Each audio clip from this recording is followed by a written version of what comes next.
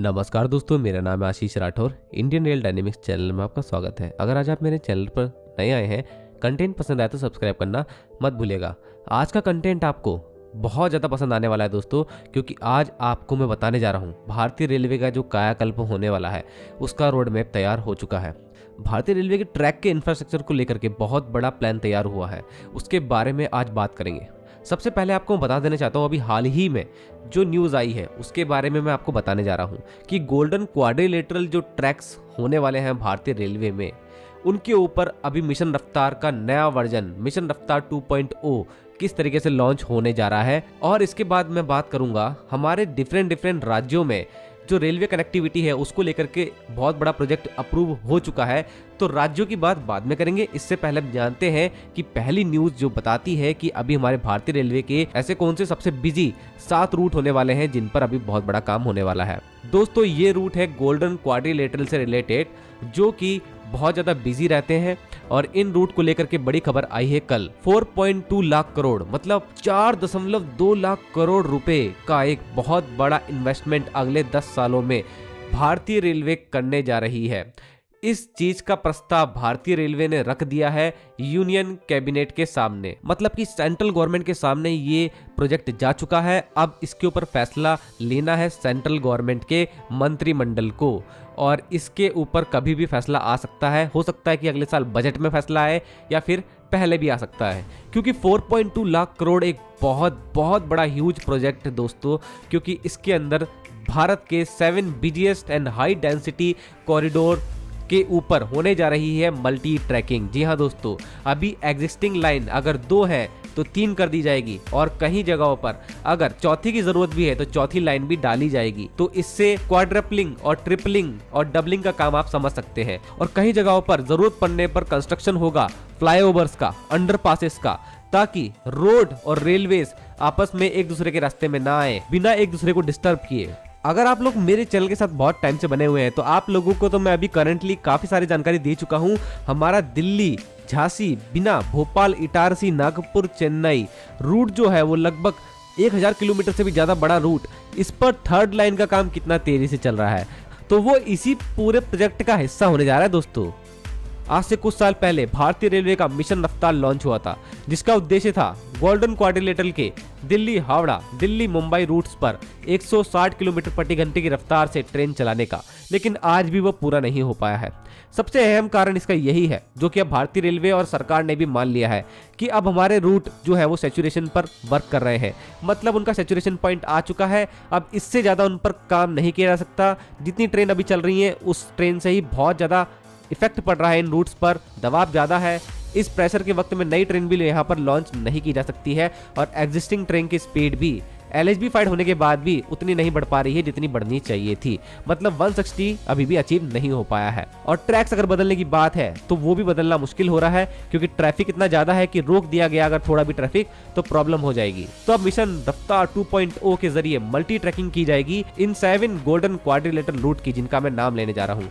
दिल्ली हावड़ा, मुंबई हावड़ा, दिल्ली मुंबई, दिल्ली गुवाहाटी, दिल्ली चेन्नई, हावड़ा चेन्नई और मुंबई चेन्नई। इन 7 रूट्स के ऊपर मल्टी ट्रैकिंग की जाएगी, जैसा कि मैंने आपको बता दिया। और इस बड़े इंफ्रा प्रोजेक्ट के लिए सरकार अगले 10 साल में ये काम करने जा रही है। फाइनेंशियल ईयर 2024-25 से लेकर के 2033-34 तक ये काम पूरा करना है। और इसके तहत अभी इसके फर्स्ट फेज में मिनिस्ट्री ऑफ रेलवे ने बताया है कि 213 ऐसे प्रोजेक्ट जो कि इन रूट्स के अंदर ही पड़ते हैं उन पर पहले काम होगा। देखिए, मिनिस्ट्री ऑफ रेलवे ने जो ये प्रस्ताव रखा है इसमें उन्होंने एक बहुत ही बड़ी बात कही है, जो कि उन्होंने खुद भी स्वीकार करा है कि ऐसा हो रहा है। हमारे देश में लगभग 68,000 रूट किलोमीटर का ट्रैक है।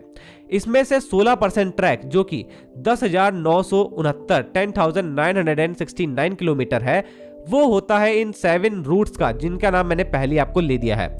इन 16% रेलवे रूट्स पर 41% भारतीय रेलवे का ट्रैफिक डेली बेसिस पर चल रहा है। आप समझ सकते हैं भारतीय रेलवे कितना बड़ा है, और इसका 41% जो ट्रैफिक का प्रेशर है वो सिर्फ ये 16% ट्रैक ही झेल रहे हैं, और हम इन्हीं ट्रैक्स पर 160 km पे ट्रेन चलाने की कोशिश कर रहे हैं, जो कि इम्पॉसिबल है, क्योंकि दोस्तों बहुत ज्यादा सैचुरेशन हो चुका है अब इन ट्रैक्स पर ट्रेन ऑपरेशन का। तो 4.2 लाख करोड़ रुपए कैसे इन्वेस्ट होंगे, कैसे क्या होगा, ये अभी मिनिस्ट्री ऑफ रेलवे ने भेज दिया है प्रस्ताव, अब गवर्नमेंट ऑफ इंडिया के ऊपर ही डिपेंड करता है। तो देखते हैं कब खबर आती है, कैबिनेट इसको मंजूर करता है कि नहीं करता है। आई थिंक मुझे लगता है कि कैबिनेट इसको मंजूर तो करेगा, लेकिन फंडिंग के कुछ और भी रास्ते जुटाए जाएंगे, जैसे कि DFCCIL के लिए भी अलग तरीके से फंडिंग के रास्ते देखे गए, तो वैसे ही यहाँ पर भी कुछ होगा। इन क्वाड्रपलिंग और ट्रिपलिंग से मेरे को दोस्तों एक और चीज समझ में आती है। इससे एक तो सबसे बड़ी चीज ये होगी कि हमारा जो फ्रेट ट्रैफिक है वो भी अगर DFC में ट्रांसफर अगर नहीं होगा किसी किसी जगह पर, तो वो भी सीमलेसली चल पाएगा हमारी पैसेंजर ट्रेन के साथ में। नई ट्रेन इंट्रोड्यूस करने में रेलवे को स्वतंत्रता मिलेगी। जैसे हम आजकल नई ट्रेन की बातें कर रहे हैं, स्लीपर वंदे भारत की बात कर रहे हैं, लेकिन अगर ये आ गई तो हम इनको चलाएंगे कैसे जब तक ट्रैक नहीं होंगे। तो ये प्रोजेक्ट बहुत ज्यादा जरूरी है और ये PM गति शक्ति का मास्टर प्लान भी है, तो फिर तो इसको होना ही चाहिए। चलिए आपको बताता हूं कि अगस्त 2023 में भी एक बहुत बड़ा फैसला लिया गया था, जो कि अप्रूव भी हो चुका है और जिसपे काम होना भी शुरू हो गया है। दोस्तों, हमारे देश के 9 स्टेट्स उत्तर प्रदेश, बिहार, तेलंगाना, आंध्र प्रदेश, महाराष्ट्र, गुजरात, ओडिशा, झारखंड और वेस्ट बंगाल, इनके 35 डिस्ट्रिक्ट को जोड़ने में हमारे भारतीय रेलवे के जो ट्रैक बने हुए हैं, उन ट्रैक्स के ऊपर मल्टी ट्रैकिंग का काम होने वाला है। बहुत सारा इंफ्रा भी डेवलप किया जाएगा, फ्लाईओवर, अंडरपास कंस्ट्रक्ट किए जाएंगे। इसको लेकर के 32,500 करोड़ रुपए का पूरा प्रोजेक्ट अप्रूव हो गया था अगस्त 2023 में, जिसको अप्रूव किया था CCEA cabinet committee on economic affair ने। और ये पूरे ट्रैक्स की जो लेंथ होने वाली है 2339 किलोमीटर होने वाली है, जिसकी पूरी 100% funding GOI government of India करने वाली है। तो यहां से मालूम होता है कि ये प्रोजेक्ट बहुत अच्छे से चलेगा, क्योंकि GOI बिल्कुल भी लेट नहीं करने वाला है फंडिंग करने में इस प्रोजेक्ट को। अब मैं बताना चाहता हूं आप लोगों को, बहुत से जरूरी ऐसे प्रोजेक्ट हैं जो इसके अंदर आते हैं, और बात करेंगे ऐसे पॉइंट्स की जो ये कहते हैं कि इस प्रोजेक्ट का होना जरूरी भी क्यों है। कुछ प्रोजेक्ट के बारे में जो कि महत्वपूर्ण है वो आपको बता देता हूं। बहुत टाइम से अटकी हुई गोरखपुर कैंट वाल्मीकि नगर परियोजना, जिसमें काम होना है ट्रैक डबलिंग का, इसको हरी झंडी दिखा दी गई है। अगली परियोजना का मैं जो बात करने जा रहा हूं, ये बहुत बड़ी परियोजना है। ये है DFCCIL के उस पार्ट से जुड़ी हुई जिसकी फंडिंग कोई करने को तैयार नहीं था। सोननगर बिहार से लेकर के अंदल वेस्ट बंगाल तक मल्टी ट्रैकिंग का काम 374.5 किलोमीटर की 13,606 करोड़, मतलब कि लगभग 32,500 करोड़ में से लगभग आधे से थोड़ा ही कम रह गया है यहाँ पे फंडिंग। इतना बड़ा ये प्रोजेक्ट होने वाला है सिर्फ सोननगर से अंदल के बीच में। ये DFCCIL के उस पार्ट जो कि डानकुनी से सोननगर का 538 किलोमीटर का है, उसको बहुत ज्यादा बेनिफिट पहुंचाएगा और DFCCIL को मौका देगा कि वो भी अपनी ट्रेन्स को आराम से इन मल्टी ट्रैकिंग के जरिए सीमलेसली यहाँ पर चला सके। तो ये प्रोजेक्ट बहुत इंपॉर्टेंट है, इस पे काम शुरू भी हो चुका है। वहीं दोस्तों, नरगुंडी से बारंग, खुर्दा रोड से विजयनगरम और महाराष्ट्र के मुदखेड़ से तेलंगाना के मैतचाल तक तीसरी लाइन का काम, गुटूर से बीबी नगर तथा चौपन से चुनार के बीच वर्तमान लाइन का दोहरीकरण भी इस परियोजना में शामिल है। और साथ में ही समखियाली से लेकर गांधीधाम के बीच में 4 लाइन बिछाने का प्रस्ताव भी है। ये जो 4 लाइनें हैं ये वेस्टर्न डेडिकेटेड फ्रेट कॉरिडोर को भी काफी हेल्प करेंगी, क्योंकि वहां पे पोर्ट का एरिया जो है वहां पर इस तरीके की 4 लाइनों की बहुत ज्यादा जरूरत भी है। अब इस परियोजना से कुछ महत्वपूर्ण जानकारी जो प्राप्त हुई वो आपको बताता हूं दोस्तों। ये परियोजना मल्टी मॉडल कनेक्टिविटी के PM गति शक्ति राष्ट्रीय मास्टर प्लान में भी सहायक होंगी। इससे यात्रियों और वस्तुओं की आवाजाही आसान हो जाएगी। इतना ही नहीं, उत्तर से दक्षिण राज्यों के बीच ज्यादा से ज्यादा ट्रेनें चल सकेंगी। सरकार के इस फैसले के बाद विचाराधीन गोरखपुर कैंट और वाल्मीकि नगर, जैसे कि मैंने आपको बताया, इस लाइन का दोहरीकरण का जो 96 किलोमीटर की परियोजना है उसमें 1270 करोड़ रुपए खर्च होंगे। ये बहुत टाइम से रुकी हुई थी। साथ में इस फैसले का बहुत ज्यादा फायदा उत्तर प्रदेश और बिहार रेल यात्रियों को होगा।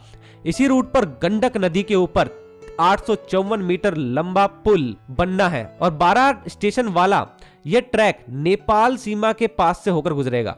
इस ट्रैक के दोहरीकरण के बाद इस रूट पर 15 अतिरिक्त मालगाड़ियां भी चलाई जा सकेंगी। इन परियोजनाओं के ऊपर काम होने से बनारस से लखनऊ की यात्रा भी सुगम हो जाएगी, क्योंकि 101 किलोमीटर के रूट के डबल लाइन हो जाने से यूपी, छत्तीसगढ़ और झारखंड की ओर जाना आसान हो जाएगा और इससे यहाँ ट्रेनों की संख्या भी बढ़ पाएगी। अब सबसे जरूरी बात, इस फैसले के बाद रेल मार्ग से खाद्यान्न, उर्वरक, कोयला, सीमेंट, लोहा, तैयार इस्पात मतलब स्टील, कच्चा तेल, खाद्य तेल, चूना पत्थर यानी लाइमस्टोन, चावल, गेहूं जैसे कई सारे अनाज जो कि रेलवे के द्वारा जाएंगे, उनका आना जाना बहुत ज्यादा, उनका ट्रांसपोर्टेशन कॉस्ट कम होगा और आसान भी हो जाएगा। और इसी वजह से बताया जा रहा है कि अगर ये परियोजना सफल हो जाती है तो इसके जरिए एक साल के अंदर 200 metric ton per annum freight capacity बढ़ जाएगी, लॉजिस्टिक कॉस्ट कम होगी, एनर्जी एफिशिएंसी बढ़ेगी और ट्रांसपोर्टेशन जो है वो हाईवे से हमारे रेलवे पर आएगा। और कहीं ना कहीं जो 27% अभी रह गया है भारतीय रेलवे का